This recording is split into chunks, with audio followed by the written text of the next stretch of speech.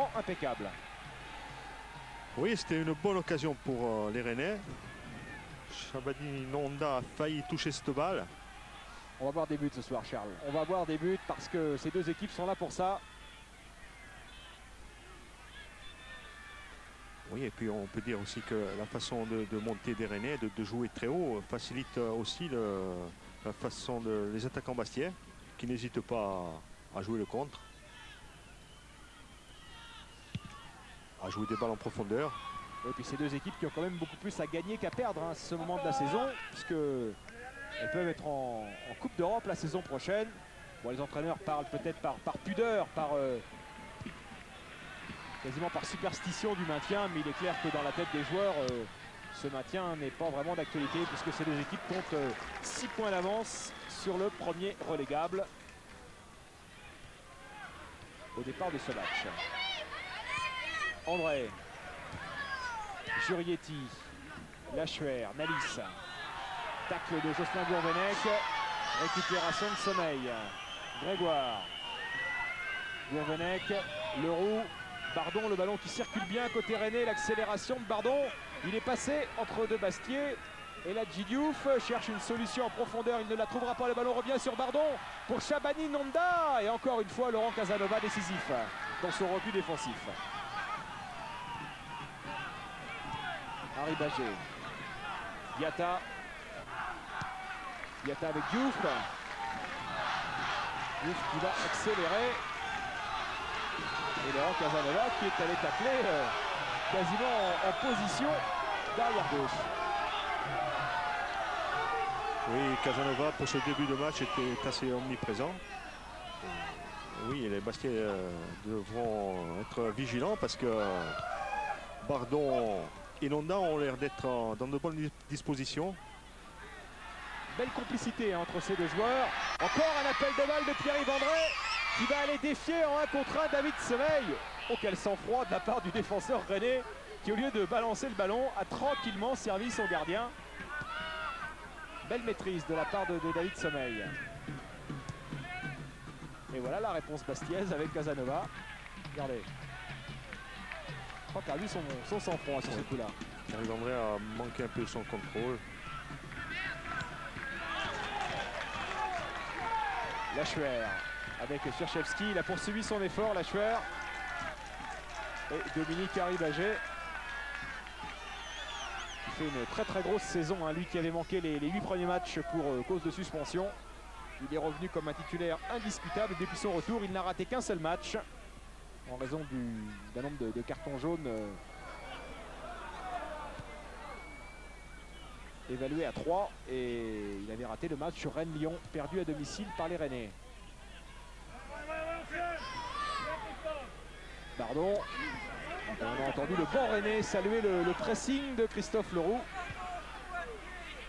Nalis, Clayton. La tête d'Harry Bagé à nouveau. Et Yann Lachuer qui participe au reclassement défensif. Stéphane, pardon Charles.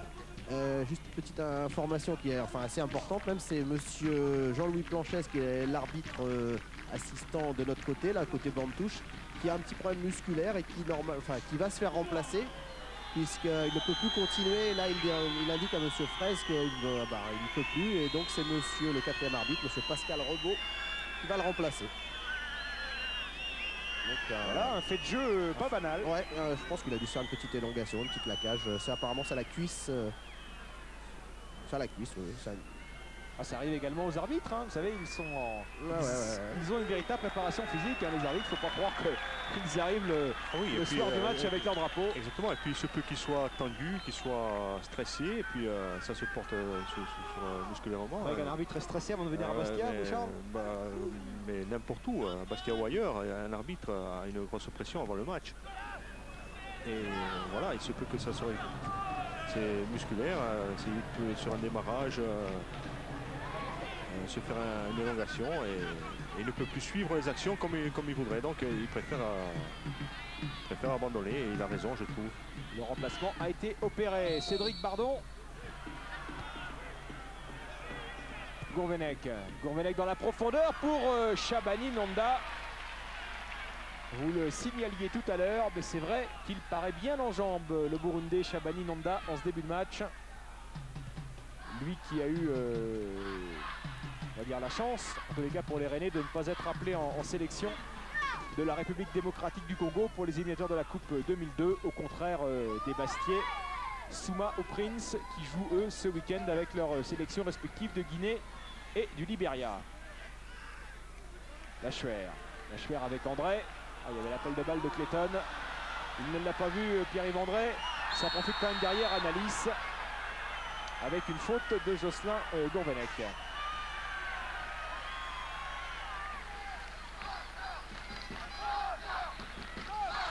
On vient de revoir la sortie d'Éric Durand. Et le premier carton du match pour Stéphane Grégoire, semble-t-il.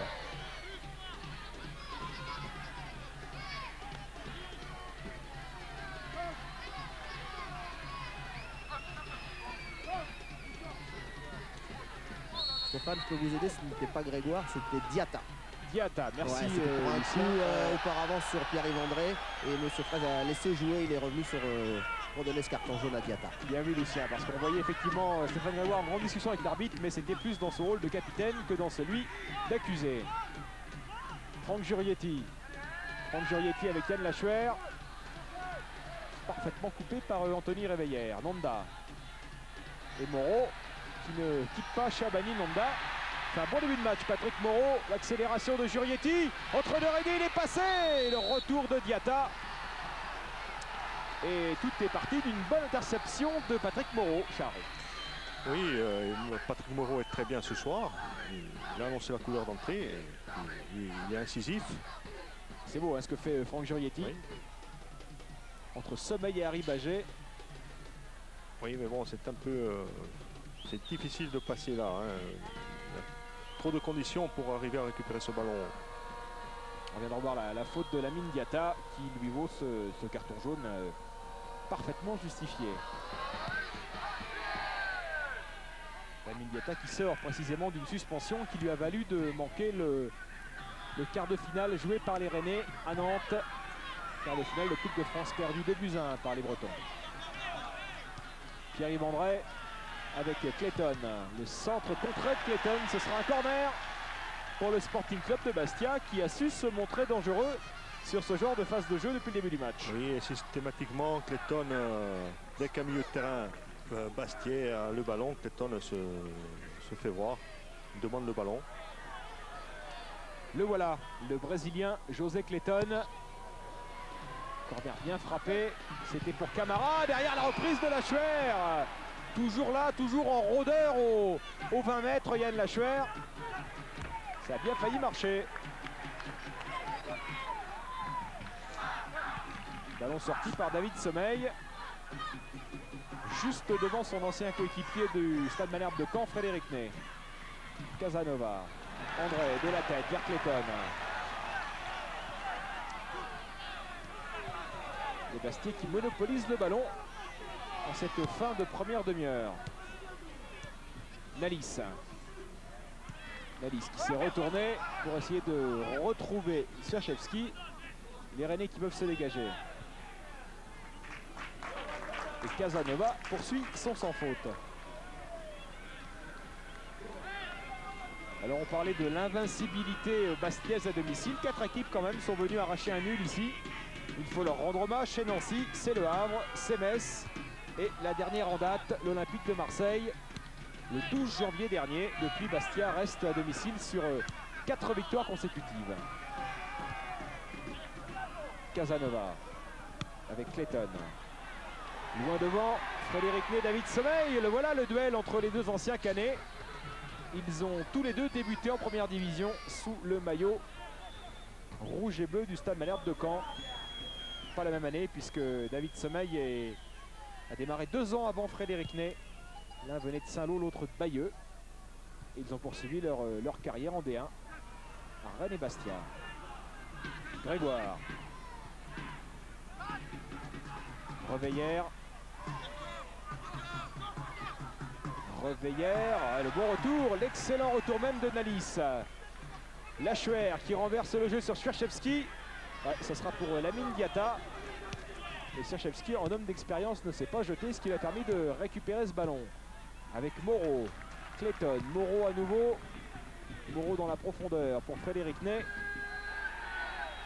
Attention, un peu de tergiversation entre Reveillère et Revaux. Et Lachuer s'était précipité.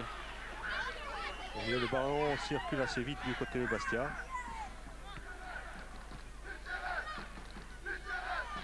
Jurietti, Lachuer. Diouf a récupéré ce ballon. Shabani Nondal l'a manqué une première fois. Et derrière, Casanova lui interdit de le reprendre.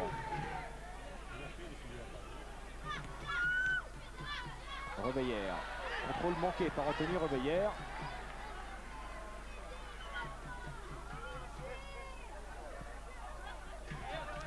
Lachuer va laisser à Jurietti.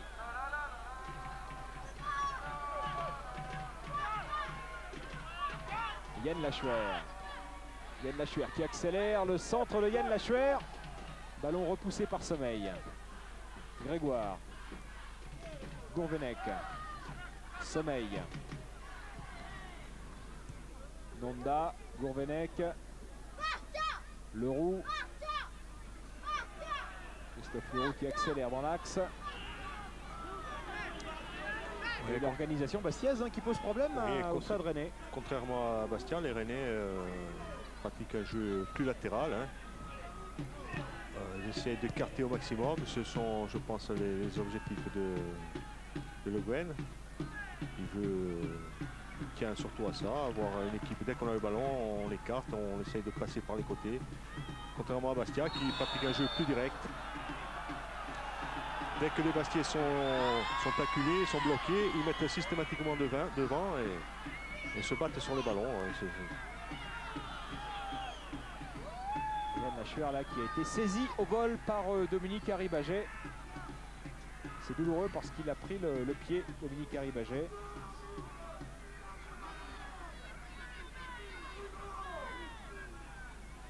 On a revu des qualités techniques indéniables de Franck Jurietti.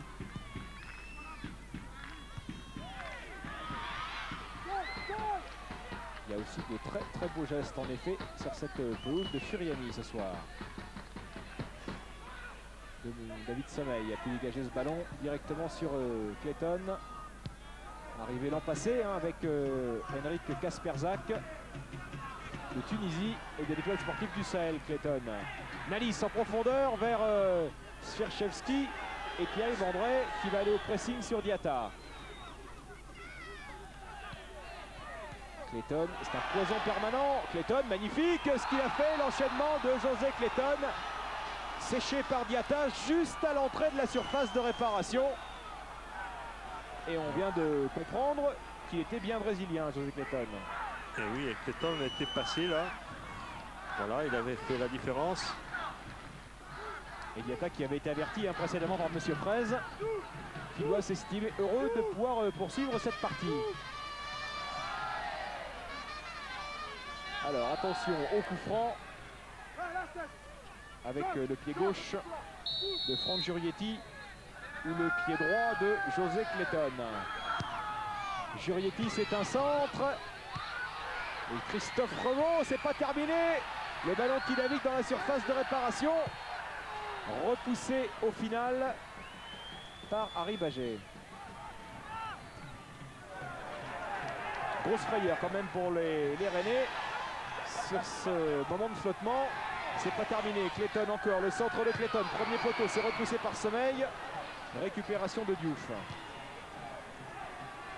Diouf qui va essayer de lancer Shabani Nonda, qui n'a pu retrouver son coéquipier de l'attaque rennaise. Qui reste sur un doublé en championnat lors de la dernière journée, Shabani Nonda. Il était resté 6 semaines sans marquer jusqu'à ce qu'il trouve par 2 fois les chemins du filet contre le Racing Club de Lens. On revoit la sortie de Revaux devant de Swieczewski. Derrière le duel Diatta-Ney. Il y a une sacrée lutte de la tête. Il y a de la taille dans la défense rennaise. Et les Rennais qui vont se présenter seuls face au but de Durand. Et l'événement qui se produit pour les Rennais avec l'égalisation signée Shabani Nonda sur ce service de Cédric Bardon. Et ça veut dire qu'après 986 minutes, Éric Durand s'incline enfin, serait-on presque tenté de dire. Il n'avait plus encaissé de but depuis le 25 septembre. Et c'est ce diable de Shabani Nonda qui met fin à l'invincibilité bastiaise à domicile. Oui, et disons Laurent Casanova est sur la trajectoire, mais ne peut pas éviter la pression de Nonda. C'est peut-être même Casanova contre son camp. Alors, on va revoir ça au ralenti. C'est peut-être Casanova. Je ne sais pas ce que vous en pensez, Charles. Personnellement, je n'ai pas d'avis. Oh, je pense que, comme je disais, c'est Nonda qui empêche Casanova de faire quoi que ce soit. Il est derrière, il accule. Casanova est bloqué, là, il ne peut plus rien faire. Il faut qu'on sache qui a mis le pied le dernier. C'est important parce que c'est quand même 6 mois d'invincibilité à domicile là, qui viennent de prendre fin pour les Bastiais. Je pense que s'il y a un doute, je pense qu'il faut le donner à Nonda. Hein. Oh, bon, on va éclaircir ça avec les caméras de Thierry Burgalière. Il y aura plus de doute dans quelques instants. Il y a simplement un doute dans notre champ de vision. Avec Christophe Provost qui dégage.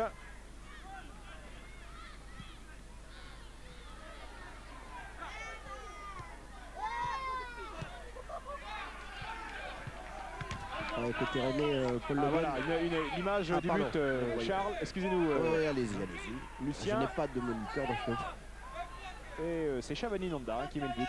C'est indiscutable. Je pense que c'est le lié. 14e but de Shabani Nonda cette saison. Il en avait marqué 15 l'an passé. Il est sur le même tableau de marche. À vous, oui, alors Lucien. j'allais vous dire que Paul Le Guen était, malgré l'égalisation de son équipe, n'était pas très content du jeu produit par ses joueurs. Il a demandé en tout cas en particulier à Dominique Arribagé d'essayer de jouer un petit peu plus parce que pour l'instant il n'est pas du tout satisfait de la prestation de ses joueurs, même s'ils sont revenus au score comme je vous l'ai dit. Une petite précision pour parler de Shabani Nonda. Il y a discussion en tout cas sur le classement pas le classement, mais disons le nombre de buts qu'il a marqué depuis le début du championnat.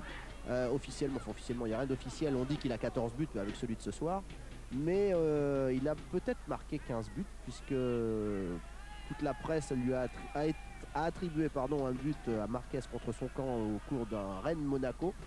Et quand on regarde les images, on s'aperçoit qu'il faut vraiment être de mauvaise foi pour ne pas le donner à Nonda, non pas à Marquez. Donc moi je vous dis, à mon avis, il a 15 buts ce soir. Il a 15 buts ce soir. Voilà, c'est quand même plus correct vis-à-vis de lui. Mais Lucien, je relisais l'interview de Shabani Nonda juste après son doublé contre le Racing Club de Lens et lui disait désormais j'en suis à 13. Ouais, mais parce que bon, il regarde peut-être le classement qu'il y a dans la presse ou que tout le monde donne.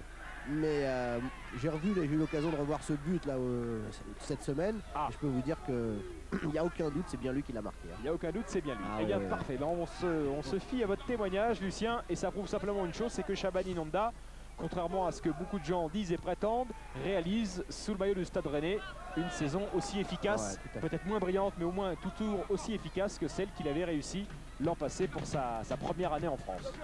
Et puis comme dit Charles, il faut donner toujours la primeur à l'attaquant qui fait quand même le geste pour essayer de la mettre au fond. Et si le défenseur se jette et la touche un peu, il ne faut pas dire que ce soit un but contre son camp. Oui, dans l'esprit c'est l'attaquant. Exactement, dans l'esprit c'est parfait. C'est un défenseur qui vous le dit. Donc tout cela permet d'attribuer un 15e but personnel cette saison à Shabani Nonda. Il ne doit pas regretter de ne pas être allé en sélection. Il espère par contre être du match au retour avec sa sélection de la République démocratique du Congo dans 15 jours parce que ce week-end-là sera consacré à la Coupe de France.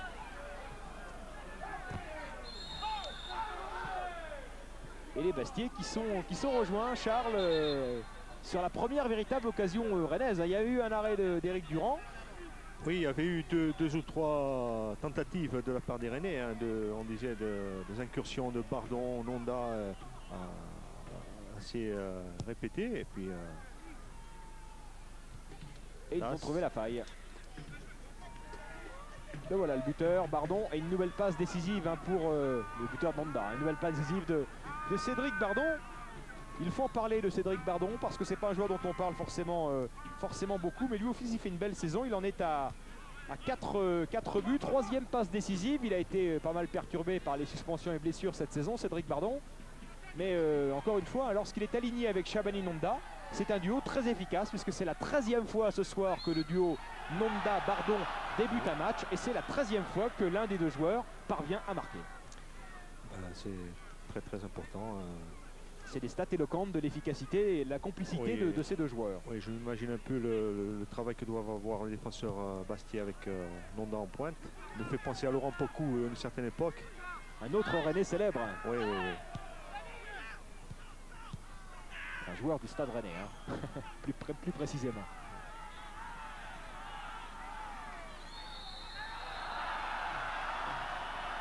Et Monsieur Fraisse qui va intervenir, sortir un nouveau carton, celui-là à l'encontre de Franck Jurietti, qui reçoit là son 9e carton jaune cette saison et qui risquerait bien d'être prochainement suspendu, Franck Jurietti. Il a raté 2 matchs cette année contre Lens et à Nantes et les 2 fois pour cause de suspension. C'est son jeu, hein. Il s'engage beaucoup, Franck Jurietti. Oui, bon, il n'aurait pas pu faire autrement. Ce n'est pas tellement évident, hein, ce coup franc. Mais bon, du moment qu'il touche le... Du moment que l'adversaire est touché, c'est sanctionné. Anthony Réveillère qui tarde quand même à se relever.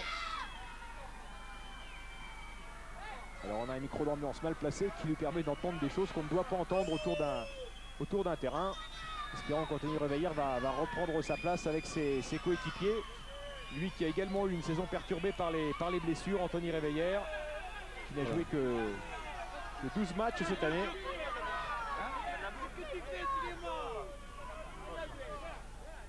Alors, les Rennais qui vont frapper ce coup franc et Réveillère qui se fait passer un coup de bombe sur le mollet. Gourvenec. Gourvenec face à Lachuer. Récupération de Yann Lachuer. Frédéric Ney, contre favorable. Mais ballon récupéré par le Stade Rennais.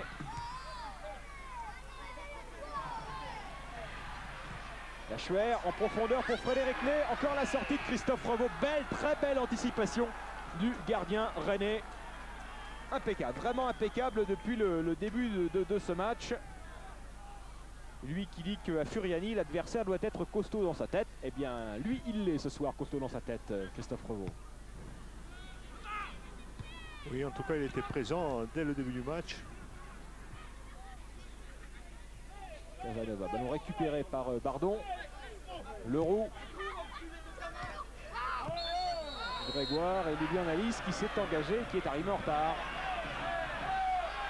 Et les cartons là qui sortent de la poste de Monsieur Fraise.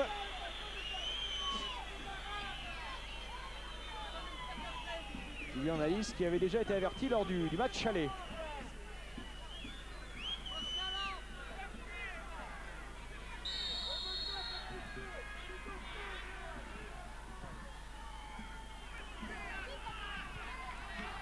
Durand. Oh, Durand, il savait bien qu'un jour il finirait par s'incliner. C'est quand même que le 4e but qu'il concède cette saison à domicile, ce qui est quand même une performance complètement incroyable. C'est qui dit, hein, c'est pas du style, c'est pas un joueur qui tire la couverture à lui. Éric Durand, il dit si je prends pas de but, c'est bien évidemment parce que toute l'équipe travaille dans ce sens. Jurietti. Jurietti avec Frédéric Ney sur le côté droit. Frédéric Ney contré une première fois, deuxième tentative de centre, cette fois c'est pour Yann Lachuer. Et le ballon qui revient sur Ney, remis de la tête à Jurietti. Jurietti pour Ney. Ney qui cette fois va accélérer face à Sommeil, ce sera un corner pour les Bastiais. J'ai bien l'impression que c'est ce que Frédéric Ney recherchait. Oui, Frédéric Ney recherchait surtout à mettre le ballon devant le but. Il a tenté par 2-3 fois et mettre le ballon devant le but, ça veut dire pression et occasion. Et là, il y aura normalement un ballon devant le but si Franck Jurietti frappe convenablement ce corner, ce dont on ne peut douter. Belle frappe de Jurietti, ballon sorti de la tête par Shabani Nonda, qui était revenu défendre, ou par Lamine Diatta plus précisément.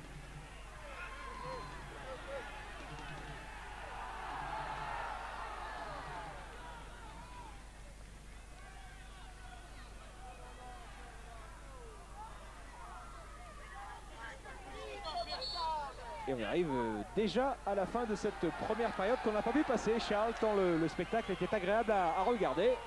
Oui, c'est vrai qu'on a vu une très belle mi-temps, hein, de part et d'autre, des équipes qui s'engagent, qui ne refusent pas le jeu. Eh ben, je pense que la deuxième mi-temps sera aussi animée, vu l'importance du match. Ah ouais, un point, ça ne peut satisfaire personne, hein, de toute façon. On est à un moment de la saison où les points comptent double.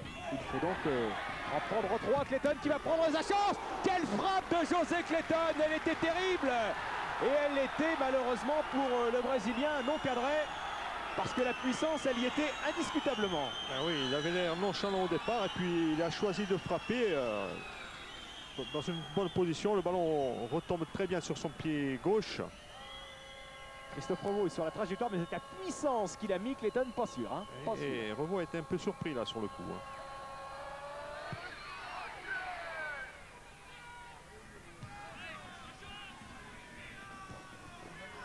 Swiaczewski loin devant, Sommeil de la tête s'impose. Leroux. Leroux, Reveillère, contré Anthony Reveillère par Yann Lachuer. Contré à nouveau, le ballon récupéré par May pour Pierre-Yves André, le doublé! Le doublé dans les arrêts de jeu de la première mi-temps pour Pierre-Yves André. Son deuxième doublé de la saison, servi par son compère Frédéric Ney et surtout par le formidable travail de pressing à l'origine de Yann Lachuer. Oui, Lachuer, Ney, André, là, ils ont fait un travail énorme. Récupération de balles. Voilà, de Lachuer qui se bat sur le ballon. Et puis alors la bonne vista de Ney. Et la balle bien dosée, très bien dosée. Ouais, Frédéric Ney, c'est 9 buts cette saison, hein, Charles, sous le maillot Bastier, mais c'est aussi 4 passes décisives. Et là, c'est Pierre-Yves André qui en a profité, lui qui avait déjà réussi un doublé ici même à domicile contre la JOCR. Oui, la passe, il fallait la faire telle qu'elle était, hein, ni plus ni moins. Hein. Et on voit qu'on peut être au buteur sans être individualiste parce que Ney pouvait frapper. Mais il a vu qu'il avait au deuxième poteau un partenaire encore mieux placé. Et ça permet au Sporting Club de Bastia de rejoindre les vestiaires avec un but d'avance. Et la colère de Christophe Revaux est justifiée parce que le Stade Rennais avait pourtant fait le plus dur en revenant au score. Et s'est fait piéger vraiment à quelques secondes de la fin de cette première période. Oui, et ce sont celles-là aussi les qualités de Ney. Hein. Il a de la clairvoyance. Et Lucien Dabila, je vous mets mon billet qu'il va retrouver Pierre-Yves André. Eh ben non. Perdu. Perdu.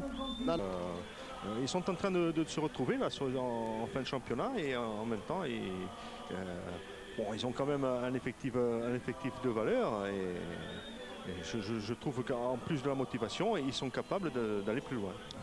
Rappelez également que Bordeaux a fait une finale de Coupe de l'UEFA, c'était en 96 avec Zidane, Dugarry et les autres.